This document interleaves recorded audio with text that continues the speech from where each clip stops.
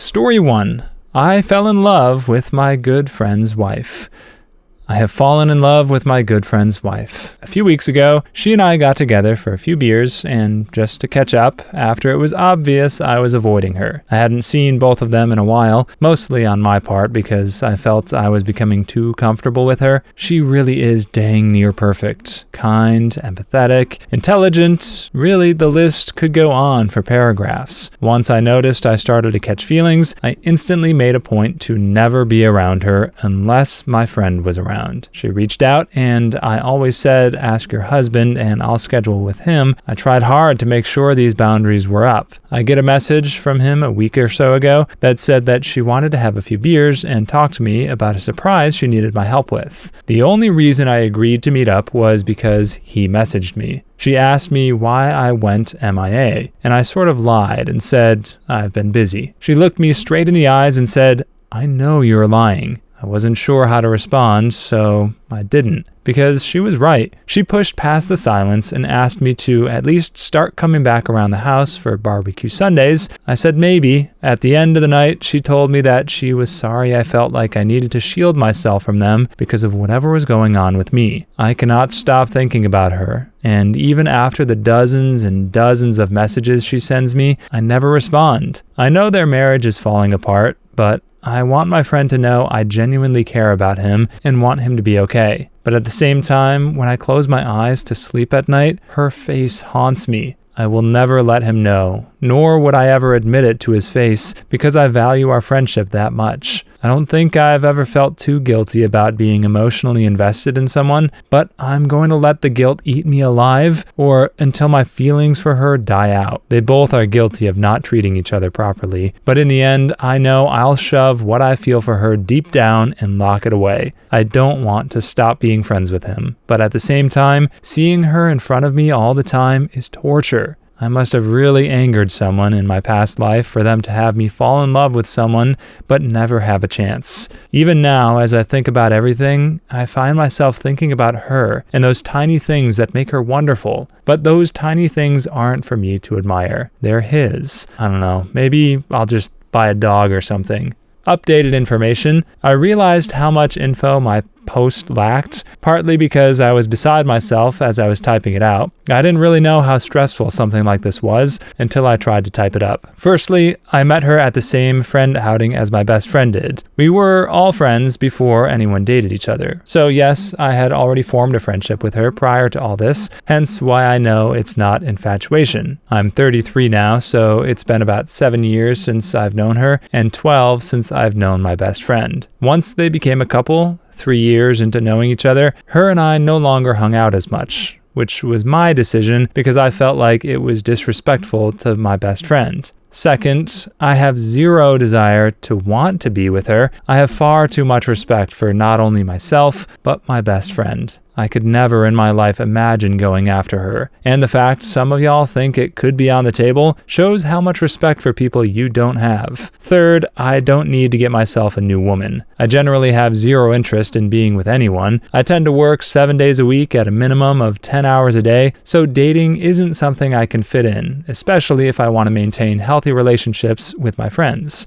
My ex-wife and I have been divorced for a few years, and I'm not interested in being the reason why my best friend and his wife divorce after having someone do that to me. I feel there's a special place in hell for homewreckers. Fourth, therapy. I love therapy, and I'm a huge advocate for therapy. I haven't got any major disorder or anything like that. Honestly, I almost wish I did. The only thing wrong with me is that I am habitually shy and avoid confrontation at all costs by just removing myself from the situation. This time, however, I cannot. I care too much about my friendships that I've had for all these years. And finally, to put into perspective how close our friendship group was before the dating and marriage followed, each of us basically have spare rooms in each other's houses, like fully stocked with our personal belongings. We made the TV show Friends look like they were just acquaintances. We had been there for each other's passing of family members and other loved ones. We've seen each other's amazing ups and heartbreaking downs. Small town friends, we're built differently. We have morals and standards that go hand in hand. We have a solid circle of 7 of us. We make shared Google Docs that get updated weekly to reflect how we're looking for outings, restaurant visits,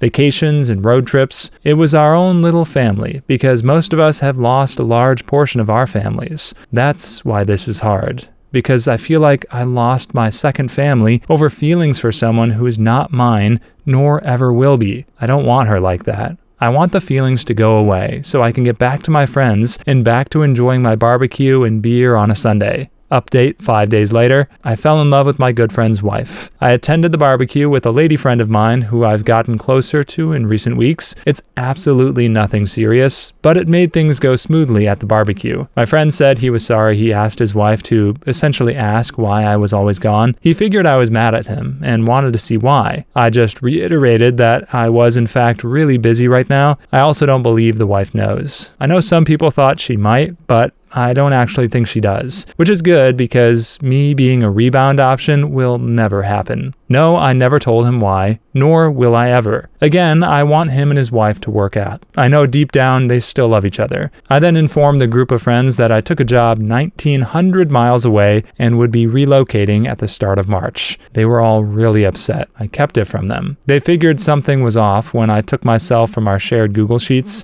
At the end of the day, I have far too much respect and love for my friends to ever act on anything. They could divorce today, and I would never act on it. My loyalty is with my best friend. It definitely sucks that it happened this way, and my friends are a little confused because I'm taking a job that is not as good or a job as the one I have now to relocate to a state that is pretty bad, to be honest. But I figured I could use a state that actually has 4 seasons anyway. But now that they think it's solely because of a job offer, I was just dying to have I feel a lot better.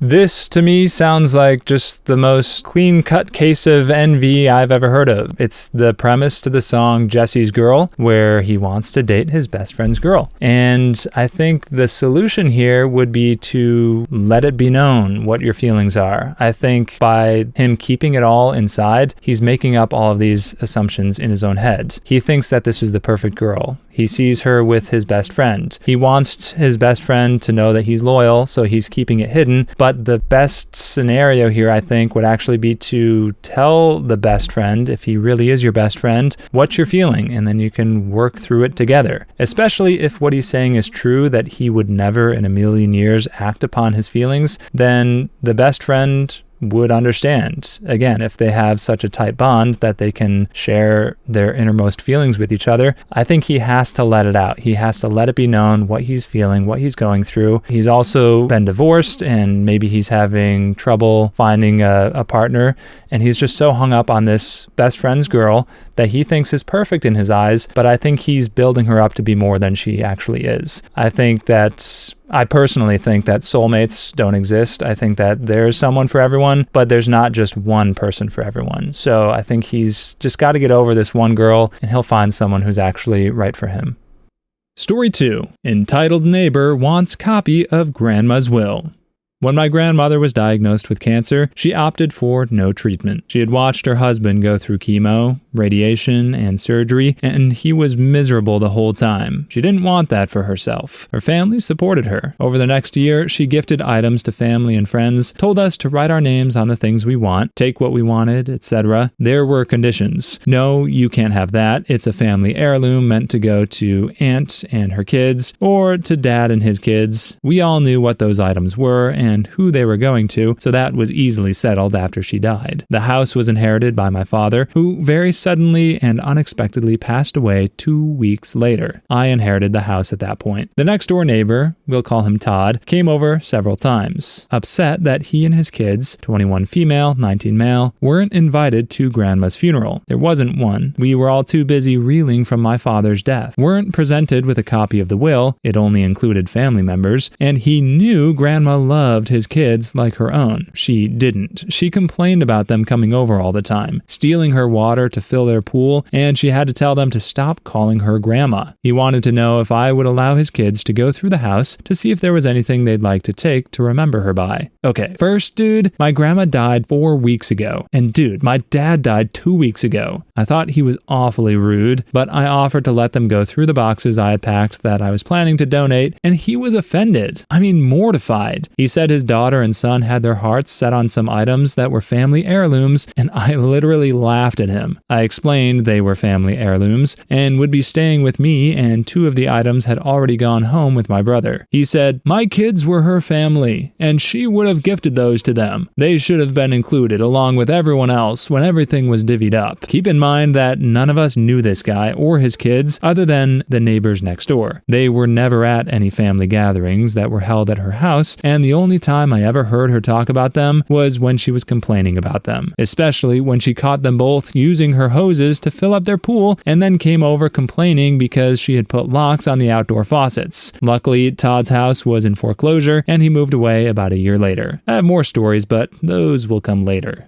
Gosh dang it, Todd, just mind your own goddamn business. Nah, I ain't saying he's a gold digger, but he definitely seems like one crazy mother frigger to think that he deserves any of the prized possessions of his elderly neighbor. And his kids also, that's just next level. Kids go through toys like they're nothing. They're on to the next thing before you know it. So for them to think that they deserve anything of value from this elderly lady, it would definitely be falling in the wrong hands if they got their hands on anything that was considered a family heirloom. So I'm glad that this OP stuck to his guns and laid down the law. Todd and his offspring do not deserve anything.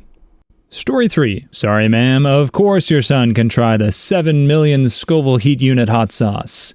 I work in a hot sauce store in a busy outlet mall. We're a well-liked, locally owned business and have many loyal return customers. But at this particular location, we also get a lot of tourists who are curious about our challenge items, or Hot Ones products. We have a large variety of samples available every day, literally like 100 hot sauces, over 50 barbecue and wing sauces just out on the table, and we can pull another 50-plus bottles or so from the fridge if one's open. Every so often, we get people who come into the store and ask to try the hottest sauce. They love jalapenos in their burritos and have eaten habaneros straight, and they're ready to enter the ring, swallow some sauce, and gain the admiration of a couple of friends and bystanders at the cost of a stomachache. We usually try to guide them to the 10th hottest sauce in the store, burn them with it, and move on to something mild or medium suited to their taste. Today, while I was selling items to people who were actually paying for things, a 10 or so year old boy entered the store. I always get wary when children enter the store alone because it is full of glass bottles. They usually dart straight for the shelves and pick something up, but this child came barreling towards me like a bullet. While I make change for the couple buying some sauce, he calls out to me, "Excuse me," in a horrendous whiny pitch. I ignore the rude interruption and continue my conversation with my customers. He parrots it again, 12 times or so, back to back, as I thank these people and get them out of the store. Finally, I turn to him. "How can I help you? Where the frick are this kid's parents?" "Hi, can I try the hottest sauce in the store?" Not this crap again. I'm not dealing with this. Not with a 10-year-old kid. I explained to him that the hottest sauce on the table is Hellboy, Right Hand of Doom. It's spiked with a 6.66 million Scoville extract, and honestly, if you're not experienced with this kind of stuff, more than just a tiny bit can really mess up a good part of your day. Take my word for it. I explained to him he has to be 19 years old to try it and sign a waiver, which is BS, but I'm off in 30 minutes, so screw this kid. And instead guide him to a tasty fermented habanero that he coughs his eyes out on before explaining to me that he could handle the Right Hand of Doom because his dad eats spicy peppers with him all the time. Okay, I say. He leaves, thank God. 15 minutes later, I'm interrupted by another customer. This time, a a gigantic woman. In a blue blouse, she's set next to my sample table like a giant blueberry, blocking up 20% of my floor space. "Excuse me." Apple doesn't fall far. The customers I'm with are polite and excuse me to speak to her. "You didn't let my son try the sauce." I explained to her that it has extract in it several hundred times hotter than anything he has ever eaten, and that it can cause him severe discomfort, and that I will not let him try it in my store. I explained that she is free to purchase the sauce and have him try it at home if she so wishes. She explains to me that she married a Mexican man and that I wouldn't believe the things we ate in New Mexico City where he grew up. When I asked what they had eaten there, she told me things hotter than anything we have in the store. At this point, her daughter interrupts our conversation. I kid you not. "Excuse me." "What?" I'm getting annoyed. I was annoyed from the second I saw the kid, and now he's back 20 minutes later with 3 of them. "Why do you sell Valentina? It's not even a hot sauce." Jesus Christ, aren't you from Mexico? It says freaking salsa picante on the goddamn bottle. It's $5.50. I'm off at 6. I've had enough. "How about this? You can try the sauce, and if it's as mild as you think, I'll let him try it." She agreed and grabbed her sample stick. I reached for the right hand of doom and unscrewed the cap. It's a nuclear aroma, sending memories of aches to my stomach. As she goes to dip the stick into the sauce, I warn her to only take a small amount. She grins at me and dips the stick all the way into the sauce. Trap card, witch. She slaps it into her mouth. Immediately, she looks uneasy before she throws herself into pure agony. She's coughing, swinging her head back and forth, trying desperately to speak, but she cannot muster any words. She dropped her sample stick in all the chaos. After a solid few minutes of coughing and dry heaving, she manages a single word. "Water." I explained to her that water won't help her now. My relief walks through the door just in time to witness the finish. She tells me that the only reason she's coughing is because it went down the wrong pipe. She then immediately vomits into our garbage can. She apologizes for spitting up like she didn't just rocket launch half a liter of chum into my trash can, and then leaves without saying anything else. I tossed out the trash with a smile on my face and clocked out. This is one of the scenarios where I wish that the kid would have just tried it so that they could experience the natural consequences. Then maybe they wouldn't be such a brat in the future. I'm also surprised that there isn't actually a requirement for a waiver in this store, because I'm pretty sure I've heard stories of people who've had millions of Scoville units and their windpipe closes up and they suffocate to death. So I would expect there to be some precautions, but in the absence of those, then yeah, I'd say the kid and his mother, by all means, natural consequences. Please leave your stories in the comments. I'd love to make a video of them in the future. Also, don't forget to like and subscribe.